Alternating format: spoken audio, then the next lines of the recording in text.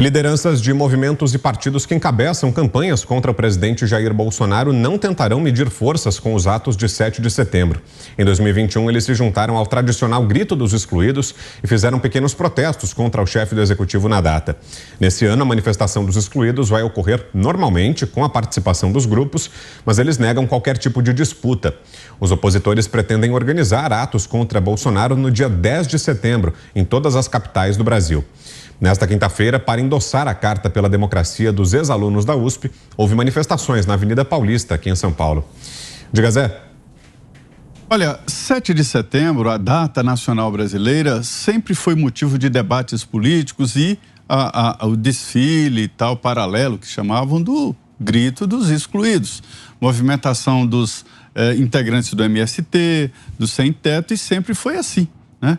E havia ali o desfile cívico-militar, com a participação de escolas e também participação de militares, e era assim, sempre foi assim. Só que agora há uma convocação de apoio ao presidente Jair Bolsonaro e ao país. São as cores nacionais, na data nacional, mostrando que o Brasil, de repente, acordou para a importância de se defender o país e pensar no futuro do país. Nada mais do que isso. E continuam o grito dos excluídos, continuam os contra o país, que querem fazer do país um regime diferente, e assim por diante.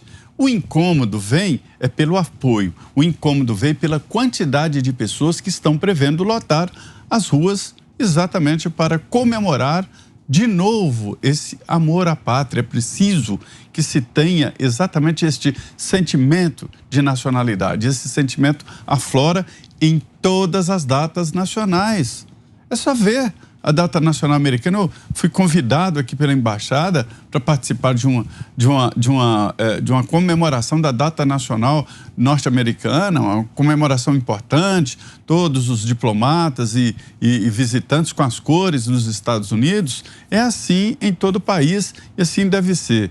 Só a informação aqui, o presidente Jair Bolsonaro não vai, como estava previsto, aquele desfile no Rio de Janeiro, o desfile militar. Ele pensou em ir, mas houve ali dificuldade na ornamentação, ele viu que iria atrapalhar. Vai participar do desfile tradicional aqui na Esplanada dos Ministérios, em Brasília, né? E a previsão, eu estive conversando, vai ser um desfile muito maior. Primeiro porque retoma, né, os desfiles, porque houve interrupção diante da pandemia.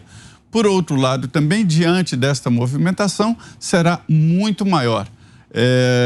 As Forças Armadas estão organizando um desfile maior com a participação de integrantes de batalhões de fora de Brasília, de vários cantos do país. Portanto, será sim uma grande comemoração do Brasil, e quem será a grande estrela desta comemoração é a bandeira nacional. É isso aí.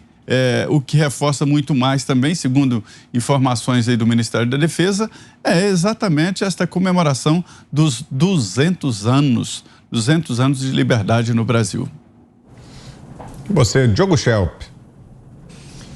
Não faz sentido nenhum, né, a oposição ou os grupos que apoiam o PT tentarem medir forças com gente na rua no 7 de setembro. Evidente que a multidão, naqueles que vão estar nas comemorações de 7 de setembro em apoio, no caso, ao presidente Jair Bolsonaro, será muito maior, como foi também no ano passado. É muito interessante como esse movimento, né, como essa associação simbólica do verde e amarelo, das comemorações cívicas de patriotismo, foram transformadas em atos de apoio ao presidente. Eu acho que esse talvez tenha sido um dos maiores trunfos do presidente Jair Bolsonaro do ponto de vista político. Quer dizer, do ponto de vista de estratégia política, foi algo realmente muito astuto.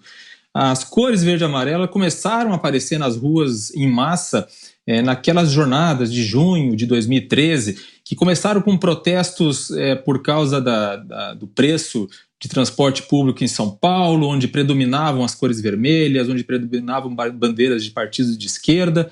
Eu mesmo cobri esses protestos aqui em São Paulo E aí começaram a surgir as pessoas de verde e amarelo, que eram aquelas que tinham outras pautas, que também tinham insatisfações a demonstrar, mas que não queriam se identificar com nenhum partido.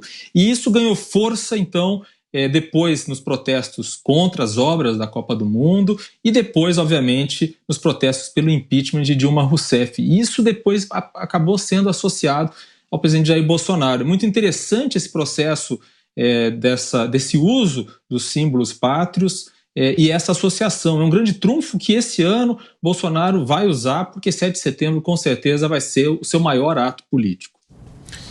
Para a gente fechar esse giro, Fiuza, 1 minuto e meio. 200 anos de independência, isso é muito ruim, né? Isso é muito ruim, porque os democratas hoje querem a dependência.